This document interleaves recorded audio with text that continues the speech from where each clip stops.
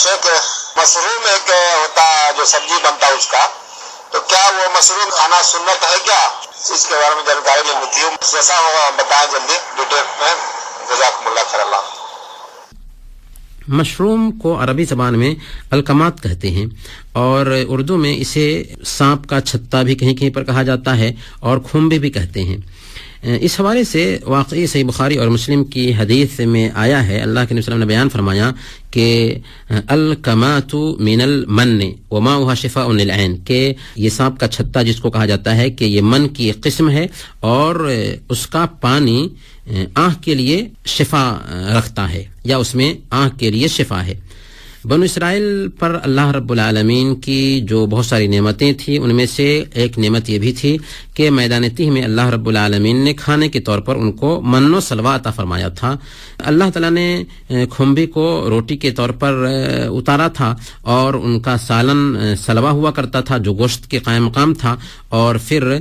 حلوہ کے طور پر ترنجبین اللہ رب العالمین اتارتا تھا، شبنم کی شکل میں شہد کی طرح اترتا تھا درختوں پر، اور اسے لے کر کے وہ لوگ کھایا کرتے تھے۔ رہی بات مشروم کو کھانے کی، تو حدیث کے اندر اصل میں مشروم یا کھمبے یا سانپ کے چھتے کے بارے میں کہا گیا ہے کہ یہ آنکھ کے لیے بہتر ہے، یا آنکھ کا علاج اس سے ہوتا ہے، لیکن کھانے کی جہاں تک بات ہے تو کھانا جائز ہے۔ اس کو ہم سنت نہیں کہیں گے، مستحب عمل نہیں کہیں گے، بلکہ اس کی کچھ قسمیں ایسی ہوتی ہیں جن کے بارے میں خاص طور پر امام ابن قیم رحمۃ اللہ علیہ نے زاد المعاد میں بیان کیا کہ وہ نقصان دہ بھی ہے۔ کسی کے ذہن میں یہ سوال پیدا ہو سکتا ہے کہ جب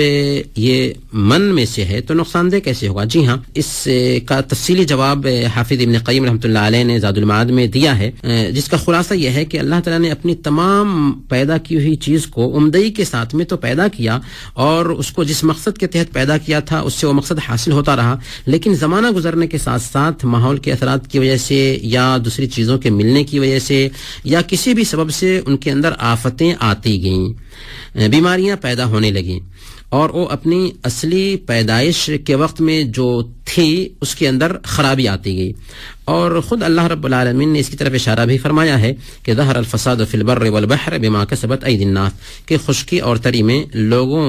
کی خرابی کی وجہ سے، لوگوں کے اپنے ہاتھوں کی کمائی کی وجہ سے